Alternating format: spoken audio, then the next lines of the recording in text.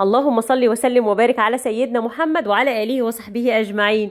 يا مساء الفل وصباح القشطة على أحلى وأغلى اخوات في الدنيا. وحشتوني قوي وبحبكم قوي، بحبكم من جوه قلبي، من صماصيم قلبي. صمصومة صمصومة. النهارده بقى روتين جديد ويوم جديد، نبدأه كده. صلوا على الحبيب كده وصلوا على النبي يا جماعة، ويلا نشوف النهارده هنعمل ايه. اليوم ده كانت اختي جايالي، فتعالوا بس كده نبدأ اليوم بتاعنا. بقول لكم املى التانك عشان اعرف اتحرك. هنحط بنزين هناكل، شربنا كوبايه نسكافيه وناكل لنا بسكوته كده، ولا ناكل اي حاجه. ولعت على اللبن ويلا بينا نطلع بسكوتين كده من بتوع الشوفان اللي انا عاملاهم معاكم، علشان ان شاء الله ابتداء من يوم السبت ان شاء الله بكره باذن الله. بس الفيديو ده يا رب يتحمل النهارده يا رب. نعمل مع بعض دايت بقى باذن الله، لان اختي لما كانت هنا ما عرفتش اعمل دايت، مع اني رحت للدكتور ما عرفتش اعمل دايت خالص. عارفين انتم اخواتكم بيبقوا قاعدين وتقعدوا تاكلوا لب معاهم وحاجات كده. يلا جهزوا نفسكم عشان انتوا قلتوا لي هنعمله معاكي، عشان تشجعوني كده ونخس مع بعض. جبت معلقه نسكافيه. على فكره النسكافيه اللي بحطه في الفريزر ما بياخدش مع ما بي يعني الكافيه اللي فيه مش عالي قوي زي اللي انا بشربه ده. يعني معلقه النسكافيه اللي انا بحطها في الكوبايه ديت بحسها كده بتدوخني، تقيله كده عامله زي البن.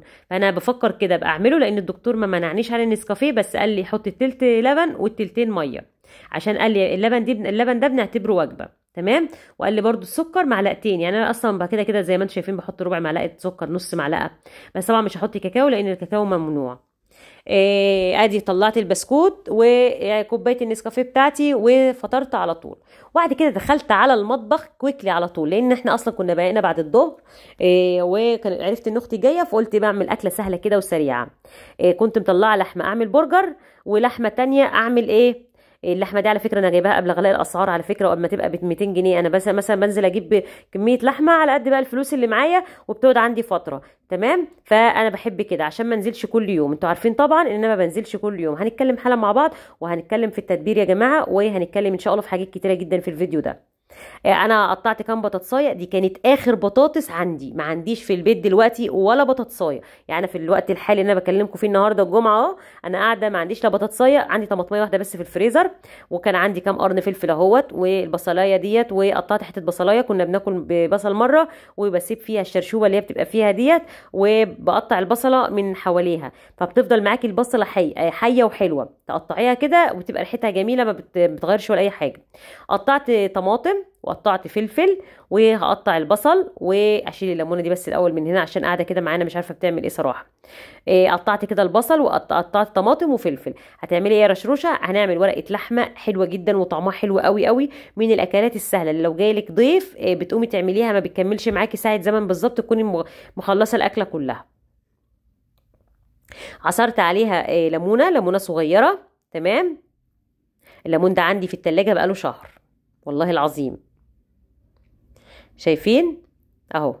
حط بقى معلقتين من الخل بعد الليمونه، وكمان نحط معلقتين من الصويا صوص. وانتوا قلتوا لي انت بتستخدمي صويا صوص انا جايبه هاينز حلوه قوي، هاينز تاني مره اجيبها على فكره. واليمامه بتاعت الدبس الرمان ديت انا شطفتها بميه طبعا، دي كانت خلصانه، وانا جايبه معاكم واحده جديده من كام يوم لما كنت في هايبر الاسبوع اللي فات زي النهارده الجمعه كده. ونزلت بالملح، هننزل بالفلفل الاسود والكمون بتوعنا. دي البهارات الاساسيه في اي اكله، البهارات الاساسيه اللي هي فلفل واسود وكمون وملح. بعد كده هننزل بنص معلقه صغيره بتاعه التوابل قرفه، وكمان رشه من الحبهان، وكمان نص معلقه صغيره من البابريكا. وهنمسك الكلام ده نفركه حتكت بتكت لغايه ما الطماطم تنزل ميه. هنجيب بقى الحله. تمام. في ناس بتعمل ورقه اللحمه ني في ني، بس انا ما بحبهاش ني في ني، لان جربت الفراخ مع المحشي ني في ني ما كانتش حلوه خالص. مسكت بقى دلوقتي معلقه زيت وطشيت فيها اللحمه، وهننزل عليها اول ما بتبدا بس تسخن، عشان اللحمه تكون دمها شويه عمل شويه نشف شويه.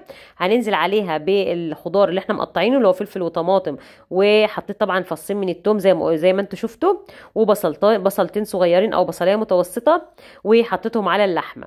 بعد كده هننزل بالبطاطس اللي احنا مقطعينها جوانح، يعني جوانح كده يعني مش تخينه ولا رفيعه.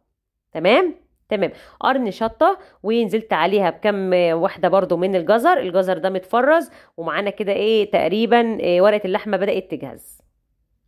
شايفين؟ هننزل عليها حالا بشويه ميه مغليين علشان تعمل معانا صوص، والبطاطس تستوي، لان جوزي بيحب الشوربه والرز.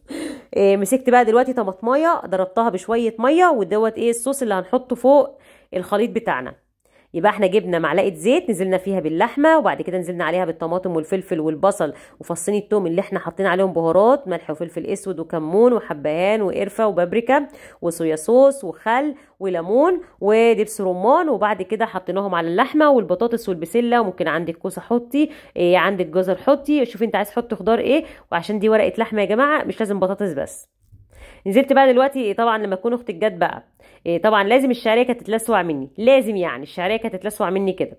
هجيب بقى ايه البطاطس تقريبا واللحمه دخلت 70% سوا، مش 50%، 70%. فحطيت بقى الورقه بتاعتي احطها في الفرن. تقدري ما تحطهاش في ورقه خالص وتدلقي كل حاجه في الصينيه وتديها في الفرن، ريحه الفرن نص ساعه كده في الفرن ولا حاجه. حطيت بقى ورقه الزبده، عشان اختي سالتني السؤال ده، قالت لي انت تحطها في الورقه ليه؟ قلت لها بديها ريحه الفرن، الفرن بيدي ريحه حلوه جدا للاكل. ده ورق زبده كده حطيته عشان طبعا ورقه الفويل ما تلزقش في الاكل.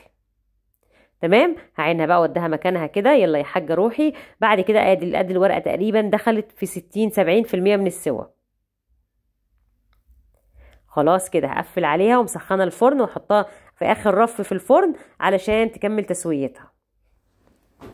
معايا بقى دلوقتي ايه قرن شطه كده حطيته ايه يدي طعم سبايسي، مع انها مش عارفه ليه ما بقتش سبايسي، المفروض كنت قطعت قرن الشطه. امسك بقى كده ورقه الفويل واكبس عليها حلو قوي عشان ايه تسوي معايا بسرعه كده. الرز اتولع عليه وورقه اللحمه اتولعت عليها. يلا بقى نغسل مواعيننا كده. عايزه اقول لكم ان انا الفتره دي مش عارفه بقعد كده انام على نفسي. كل ما اقعد انام يعني بمنتج لكم الفيديو حالا وعينيا بدات عايزه تقفل كده، مش عارفه ليه. حاسه ان انا محسوده بجد. والله العظيم مش بتقولوش على ايه، يعني الواحد بيتحسد على النفس دلوقتي، مش عارفه على ايه يا جماعه. بس بجد والله قولوا لي الاعراض دي ايه. اعراض ان انا عايزه انام، مش عايزه اقوم اعمل حاجه، مكسله اعمل اي حاجه. مش عشان الشتاء والدفى، ده انا لما بقوم اشتغل انا بدفى طول ما انا قاعده، ببقى سقعانه ورجليا سقعانه وجسمي سقعان. مش عارفه اعمل إيه لو في حد عنده حل لمشكلتي يقول لي. يعني حتى امبارح اختي كانت قاعده جنبي، قاعدين جنب بعض كده على السرير، فبعدين قلت لها الله انت دافيه، قمت حاطه راسي عليها رجليها وقمت نايمه.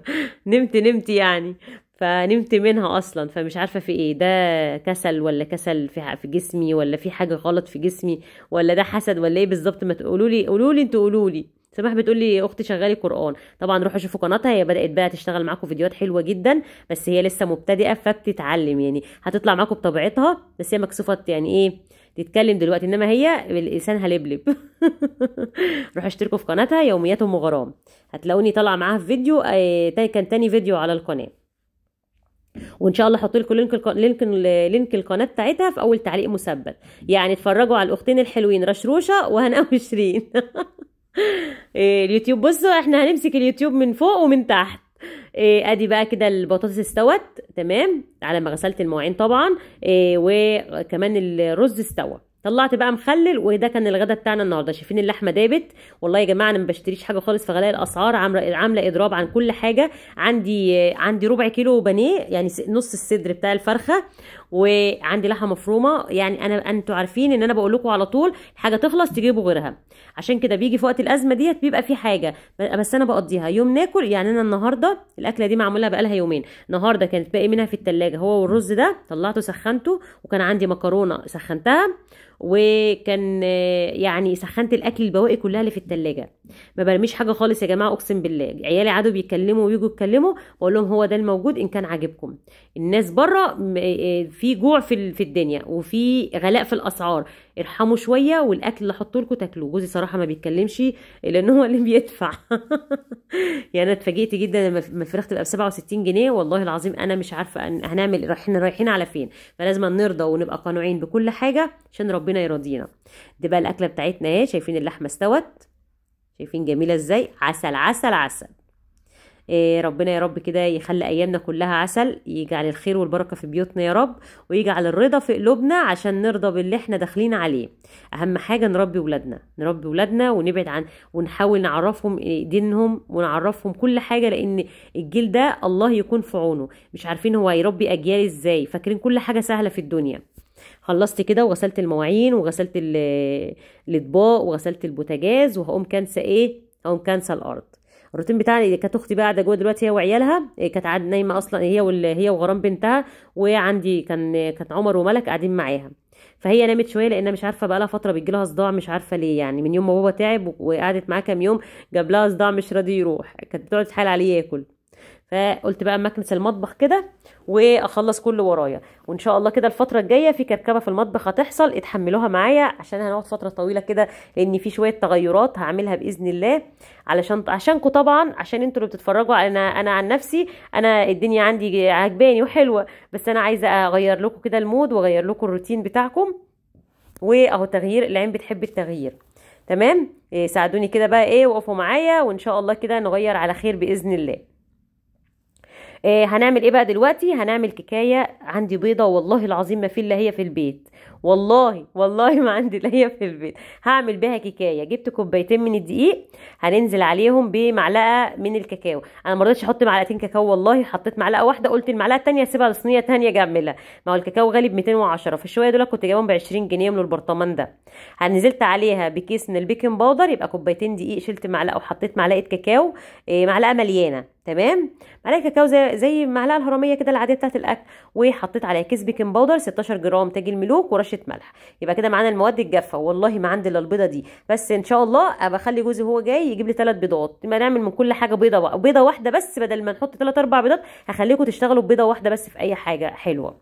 تمام، حطيت البيضه في الخلاط ونزلت عليها بمعلقه كبيره من الخل. تمام، وكمان هننزل عليها بربع معلقه صغيره من الفانيليا، خام باودر، اي حاجه اللي هي سايله اللي عندك حطيه. وكمان هننزل عليها بربع معلقه صغيره من القرفه، والقرفه من الحاجات اللي بتخلي كيكه الشوكولاته تحفه. وكمان هننزل عليها بكوبايه الا ربع من السكر، وهنحط الكلام ده كده كله ونضربه. طبعا الضرب بتاعها هيبقى مطرطش شويه لان ما فيهاش سوائل كتير. هنبدا بقى ننزل عليها بالسوائل بس كده. خلاص هننزل عليها بنص كوبايه من الزيت، نص كوبايه من الزيت. انا كل مره بعملها معاكم بكوبايه الا ربع كوبايه، هنعملها بنص كوبايه زيت بس، والزيت ده قسما بالله بتاع تموين، عشان بس تبقوا معايا كده على نور وكل حاجه معموله قدامكم. كوبايه الا ربع من الميه، كوبايه الا ربع من الميه. يبقى بيضه، معايا فانيليا، معلقه كبيره من الخل، وكوبايه الا ربع من السكر، ونص كوبايه من الزيت، وكوبايه الا ربع من الميه او اللبن او البرتقال. تمام، كيكه الشوكولاته على فكره بتبقى حلوه قوي بعصير البرتقال. ونزلت بمعلقه من اللبن البودره، ضربت كده المواد السائله كلها. ننزل بقى بالمواد الجافه اللي هي كوبايتين دقيق، وشلنا معلقه كبيره من الكاكاو الخام، ورشه ملح، وكيس بيكنج باودر. هنمسك بقى الكلام ده كده كله ننخله. لازم تنخلي الدقيق بتاع الكيكه علشان، او بمصفه الشاي عادي تنخليها علشان يخش جواها هواء. هتبداي في اتجاه واحد تضربي عشان ما تطلعيش الهواء اللي الخلاط عمله. هنبدا في اتجاه واحد كده نضربه. هوريك القوام حالا اللي هتوصلي له. لو احتاجنا معلقتين 3 من الميه او اللبن تضيفيهم، ممكن تحطي لبن، ممكن تحطي ميه، ممكن تحطي عصير برتقال زي ما تحبي. تمام. ضربت كده الكلام كله في اتجاه واحد. القوام تقيل معايا شويه، ده ينفع للكب كيك، انما انا هعمل كيكايه فعايزاها تكون القوام العادي اللي احنا كلنا عارفينه. لفيت كده الكيكه في اتجاه واحد. تمام، قلت اعمل لهم حاجه حلوه كده بالليل واعمل لهم سهريه حلوه. هتشوفوا انا عملت لهم ايه. هما ما بيقعدوش كتير يعني، بتيجي يوم والتاني وتمشي على طول. لفيت كده، شايفين القوام؟ انا عايزه القوام ده بقى. هجيب بقى معلقه خل تانية غير اللي احنا حطيناها في الخلاط، وهننزل عليها بربع معلقه صغيره من الكربوناتو. ربع معلقه كده يا جماعه، دي معلقه كبيره، فبتحطي المعلقه الصغيره، ربع معلقه صغيره حلوه مليانه. هتحطيها في معلقه الخل، هتعمل معايا فوران كده. ده بقى هيخلي الكيكه بتاعتك هشه جدا، بما ان الكيكه ما فيهاش بيض كتير، فالبيض بيدي نفخه كده للكيكه وبيديها، هو اللي بينفخها. فعشان نساعد على نفخه الكيكه ونخليها ما تبقاش مكتومه وكلها مسامات كده متساويه وشبه بعضها، نحطي ربع معلقه كربوناتو مع معلقه الخل. مبطنه بقى الصينيه بدهنها زيت، ومبطناها برشه دقيق خفيف خالص، عشان بس ما تبطنيش الجناب بدقيق، هو القعر بس عشان الكيكه بتاعتك ما تلزقش. عشان ادهني الجناب زيت علشان الكيكه بتاعتك ترفع وتقبل فوق. تمام، وان شاء الله مطلوب مني كيكه الفانيليا هعملها لكم باذن الله على وصفات رشروشه، علشان ناس كتيره ما بينجحش معاها الكيك، والكيكه بتهبط، الكيكه بتطلع بره الفرن وما ما بتفضلش منفوشه وبتهبط، الكيكه ما بتستويش، الكيكه بتطلع غامقه. كل ده ان شاء الله هنعمله في فيديو مع بعض باذن الله، وهنعمل فيه كيكه فاتحه. تمام، الكيكه سخنه جدا والعيال مش مديني فرصه اسيبها في الصينيه، طالعه مفرفطه. شايفين طالعه عامله ازاي؟ غرام واقفه واقول له استاذ عمر الاتنين دولت فتانين وفظاع، يا نهار دول عقل المدبر للدمار الشامل. غرام بتهول الكيكه عشان تبرد. دي خليتها رشا الصغيره، دي زي بالظبط نفس الطبع بتاعي. هطلع بقى كده، شايفين ادوقها طعمها حلو. غرام عماله تهول الكيكه، بتشوي ذره. بس ده الروتين بتاعنا النهارده. عملت لهم فشار وحطيت عليه طعم الجبنه، وعملت لهم كيكه الشوكولاته، وعملت لهم الحلبه الناعمه. وهنطلع بقى نقعد في الصاله بقى، نقعد انا وهم كده هنفرش الملايه الحمراء، والعيال يقعدوا بقى يوقعوا براحتهم بقى. وبعد كده بنلمها. يا رب النهارده الفيديو يكون عجبكم. اوعوا تنسوا تدعموني باللايك. حطوا اللايك يا جماعه عشان انا زعلانه منكم بجد. حطوا لايك للفيديو واشتركوا في القناه لو مره تشوفيني. وادي الكيكه بتاعتنا سخنه ازاي، شايفين سخنه. يلا وشاركوا الفيديو لاصحابك. اسيبكم في رعايه الله، سلام.